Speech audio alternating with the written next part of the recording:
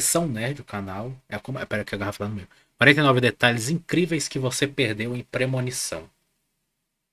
Então, vamos lá, né? Você que tá vendo pelo YouTube, a gente tá ao vivo, né? Fazendo react aqui. O link do vídeo original vai estar na descrição para você poder conferir. E o link da roxinha também para você vir assistir com nós. Vamos lá. Premonição. É só um aqui, ó. É só um, né? Esse aqui não é todos os filmes, né? Até porque é bem pouco. Acho que se fosse pra ser de 5 filmes. Um eu lembro bem pouco. Eu só lembro que é o avião. Se eu não me engano, eu acho que eu lembro do final, que os caras acham que fugiram do bagulho, né? Fugiram da morte. Mas aí tem, acho que um acidente com. É nesse que tem um acidente com um caminhão no final. Não lembro se é esse que tem um acidente com um caminhão bem no finalzinho. Enfim, vamos lá. Ah, jovens viajando. O que poderia dar errado? O quê? Nada não. A não ser que você deixe um avião prestes a explodir em pleno voo. Esse avião vai explodir! Desencadeando uma perseguição implacável da morte, que não descansa até riscar seu nome da lista de almas viventes. Premonição está repleto de detalhes e easter eggs que podem passar despercebidos. Então, depois de tanto tempo, vamos explorar tudo que deixamos passar neste clássico dos anos 2000. Oh, é uma porra, né? Porque eu vi essa mulher sendo atropelada Então, aqui. depois- A única coisa que eu pensei foi no Kisaki tempo, do vamos- Tokyo Revenge, sendo bem sincero. Parece que era Explorar com um tudo que ônibus e o deixamos Kisaki é passar pelo neste caminhão, né? clássico dos anos 2000, incluindo seu final original, que era bem porcaria. O que esse cara falou? Sendo assim, esses são todos os detalhes que você perdeu, ou não, em Premonição. Então já deixa o like e vamos para o vídeo. Os créditos iniciais guardam pistas sobre acontecimentos futuros, Final como a sombra do Destination. boneco pendurado, que antecipa o destino de seu amigo. A hélice do ventilador sugere a turbina do avião, causa do acidente que desencadeia todos os eventos. A palavra evil, mal, aparece também, simbolizando a presença sinistra ao longo do filme. Há um livro intitulado Conhecendo a França, Destino dos Alunos, seguido pela morte de um caixeiro viajante. Conectando os dois, morte, França. Jim Morrison, vocalista do The Doors, morreu numa banheira, mesmo local do amigo de Alex. E seu fim trágico acontece na França, destino do avião que explodiu no ar. Entre outros que abordarei no decorrer do vídeo. Tá tudo bem. O curioso é que na cena em que Alex dorme na véspera do voo, o ator pegou no sono de verdade. He actually fell asleep for a good 4 hours. Aí, Hitchcock. Uma singela homenagem ao mestre do suspense, Alfred Hitchcock. Além disso, temos Todd Wagner, como uma referência a George Wagner, diretor de O Lobisomem. Alex Browning, como um aceno a Todd Browning, diretor de Drácula. Já o Caralho, Sr. que Murnau foda. faz alusão a Frederick Murnau, o cineasta por trás de Nosferatu. Grande Nosferatu. Reparou como nos filmes hollywoodianos, quem usa esse tipo de jaqueta costuma ser um tremendo idiota? Esse senhor com um sorriso no rosto provavelmente usou uma na juventude. Trópico de Câncer se passa em Paris, exatamente o destino dos alunos. O título do filme aparece 2 vezes, aqui na mala e depois na música do carro de Carter. Outro detalhe interessante é que praticamente tudo que Cara, Alex mas toca- eu, sendo bem sincero, assim, parece muito picuinha, tá ligado? Parece uma coisa que você tem realmente que procurar pra achar aparecendo. está relacionado à morte. É foda, No mas panfleto, tá ou aparecendo. livro com o acidente da Lady Di, como se estivesse cercando ele. Uau! Ela devora Trópico de Câncer na escada, nem olha para as pessoas para responder, e agora já segura outro livro? O avião não é real, e sim um modelo, sem piloto e copiloto reais, já que não havia grana para objetos animados. Quando vão ao banheiro para não precisarem usar do avião, a música tocando é de John Denver, e além do detalhe óbvio que o cantor faleceu em um acidente aéreo, Morreu num acidente de avião. a letra fala sobre um homem que renasce, basicamente o que ocorre com Alex, escapando do destino final. A hora do voo também representa a sua data de nascimento, 25/9/925. destacando ainda mais a ideia de renascimento. Ele também senta na poltrona I-25, ou seja, nona letra do alfabeto I-25. A letra ainda diz, eu vi chover fogo do céu, assim como acontece com o avião. Mas sério, quem é o DJ da estação? Essa é uma música apropriada para tocar em um aeroporto? É como ter quadros de acidentes aéreos na sala de embarque. Essa cena veio direto da vida real de um dos roteiristas. Glenn Morgan contou que ouviu a canção no aeroporto, poucas semanas após o trágico acidente aéreo do cantor. A revista Rapaz. ainda possui linhas como dos monitores cardíacos, com batimentos e depois retas, de morte. Voo 180 da Voleair. Voo 180 seria o título original do filme.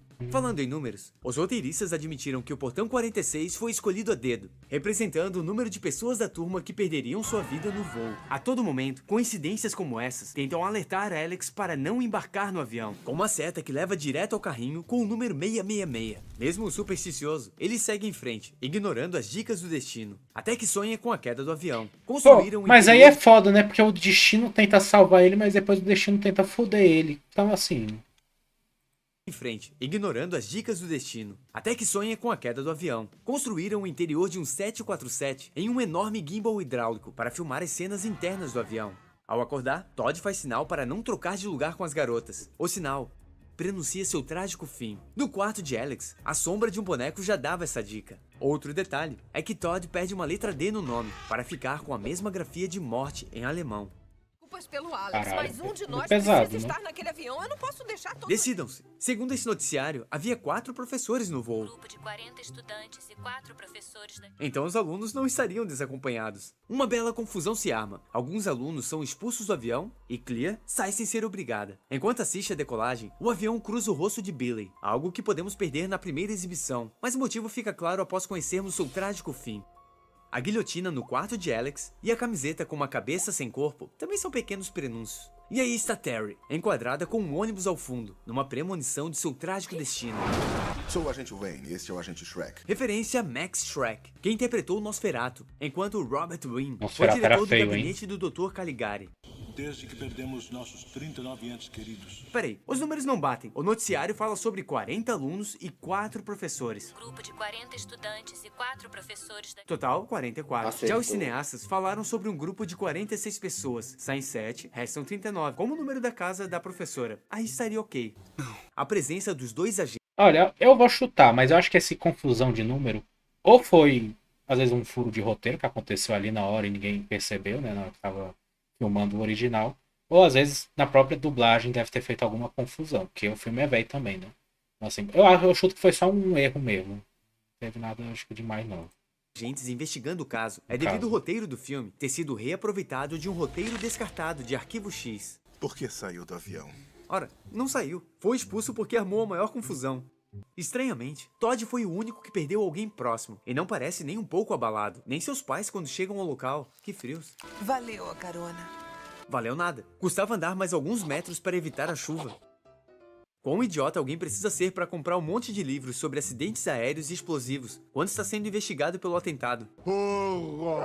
Inclusive, um deles fala sobre a queda do Panam 103, que explodiu no ar de forma semelhante ao que vimos Caralho. no filme, mas a causa foi explosivos em uma mala. Celebrado ontem, culto em memória dos estudantes. O autor do artigo é Bill McMahon, assistente de direção de arte. O que eu acho bem legal neste filme é a maneira como a morte é retratada, sem uma forma assustadora ou literal, apenas uma sombra discreta, tipo aquela sombra vista em Ghost. Só queria entender, por que limpa as evidências no final? Será medo da polícia? Como se a investigação fosse apontar a própria morte como suspeita. Então Alex resolve bater um papo com Clear, porque a viu na noite da morte de Todd. Ele compartilha a ideia maluca de que Todd foi o primeiro da lista, e que a morte está atrás deles. Mesmo sendo vistos próximo à casa de Todd naquela noite, os dois têm a ideia estúpida de visitar o corpo dele no necrotério. Adolescentes. Convenientemente usam uma porta, que fica no teto. Como sabiam disso? E qual a função desse alçapão? Clear cai em cima do caixão, enquanto Alex dentro. Originalmente, o personagem deveria morrer, mas o público de teste não gostou, então o detalhe foi descartado. Aí encontra um funcionário sinistro, que em vez de chamar a polícia, resolve ser super solícito e responder as dúvidas sem nem perguntar o que estão fazendo aqui. É suspeito, né? Tony Todd participou de A Noite dos Mortos-Vivos. Talvez ele ainda tema acordar os mortos. O funcionário reforça a ideia de que os jovens enganaram a morte ao sair do avião, e agora ela está atrás deles. Vejo você em breve. Não é exatamente o que se espera ouvir de um agente funerário. Na cena da morte de Terry, além do reflexo do ônibus que Alex vê, a música Into the Void diz: tentei me salvar, mas eu continuo escapando, falando comigo mesmo ao caminho da estação. Figuras da minha mente do destino final. A letra se encaixa perfeitamente com o enredo do filme. Coincidência ou não, existem acenos a políticos assassinados, como Robert F. Kennedy, o aeroporto John F. Kennedy Aeroporto John Kennedy, em Nova York. e Abraham Lincoln, que estão presentes em muitas cenas de acidentes. O ônibus que atropela Terry tem as cores da bandeira francesa, assim como o avião, que era o destino da viagem deles. Essa cena me impactou bastante na época. O ônibus também não teria como atropelá-la nessa velocidade, já que existe uma obra bem aqui.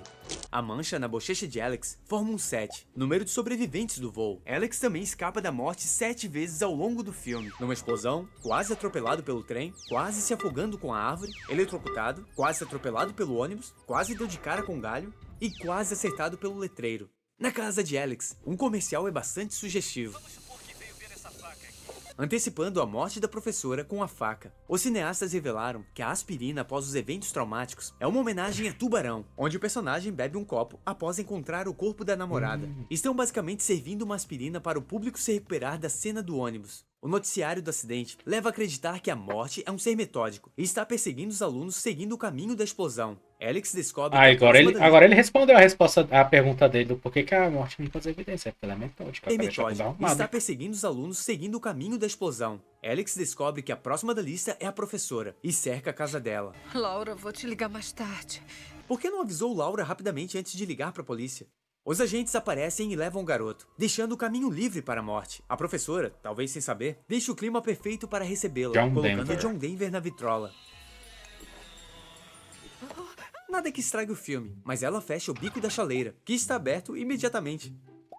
2 detalhes aqui. Primeiro, erro de continuação, a professora é enquadrada com a faca do vitral, antecipando a facada. Depois, os peixes, que remete ao discurso na escola. O homem não sabe que fim será o seu, mas do modo que os peixes são apanhados no anzol. Quando o pedaço do computador voa no pescoço dela, a cena foi filmada ao contrário. Ou seja, o vidro era puxado do pescoço falso. Perceba que já há um buraco antes de atingi-lo. Enquanto isso, os policiais interrogam Alex. Captou pela energia estática da TV. Poltergeist. Fãs de Spielberg, hein? Os sobreviventes se reúnem, facilitando o trabalho da morte. Carter dirige igual um idiota por querer se sentir no controle e estaciona no trilho do trem. É claro, isso não acabaria bem. Ainda mais com um trem com as cores da França e o número 747, modelo do avião. Alex consegue salvar Carter. Caramba, tem alguém filmando aqui dentro. O valentão faz xixi nas calças. Clichê. O que esse cara falou? Um pedaço de ferro voa e parte a cabeça de Stifler. Sim, não importa quantos papéis ele faça, sempre será Stifler. Como Carter seria o próximo, Alex acredita ter enganado a morte e que ela seguiu em frente levando Billy, Stifler. Então Alex, na mira da morte, vai para a cabana de Clear e transforma o lugar num forte. Após ver um jornal sobre o acidente, chega à conclusão que Clear é a próxima, porque ele trocou de lugar. Não que faça sentido. Muita gente se pergunta por que Clear revela a localização de Alex aos detetives. Um tanto sem lógica. Na versão original, ela estaria esperando um filho dele. Ao ver a foto de seu pai, decide que não quer que a criança cresça sem pai como ela, e acha mais seguro se Alex estiver com a polícia. Na casa da garota, tem uma torre Eiffel, ou 4, mantendo o tema da França sempre presente. Alex agarra o fio para salvá-la, e é eletrocutado, assim como os raios que ele viu por todo o filme, até no isqueiro. A intenção é que Alex fosse dessa para melhor aqui, mas o público de teste chiou e o dinheiro falou mais alto. Seguiria com Clear tendo um filho dele, afinal, tinha muito amor guardado. E encontraria Carter no memorial. A plateia tinha razão, seria um final bem porcaria.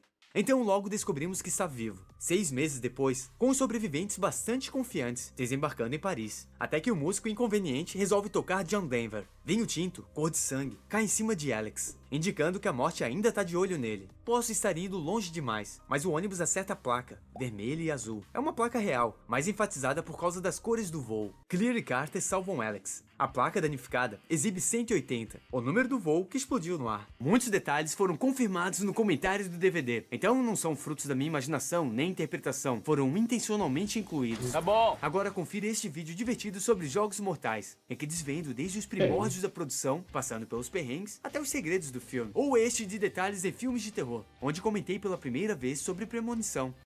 Interessante, mas é muito detalhe, né? Aparentemente. Não sei quais é e quais não é, porque o pessoal do filme falou, né? Agora falou no DVD, nos comentários. Assim, interessante até algumas coisas, né? Muita coisa acho que ficou repetindo, mas acho que aí é pra manter o tema, né? No caso, igual ele falou da bandeira, das cores da bandeira, da França em si. Assim, é muita coisa que, sendo bem sincero, quando eu assisti, acho que eu assisti esse filme 1 ou 2 vezes só na minha vida, eu nunca nem reparei, assim, sendo bem sincero assim, nunca que eu ia bater e conseguir chegar nessas conclusões, assim, sabe? Mas ainda assim, interessante. Enfim, se você tá no YouTube, gostou do vídeo, deixa o like, se inscreve, que ajuda nós, ok? E é isso.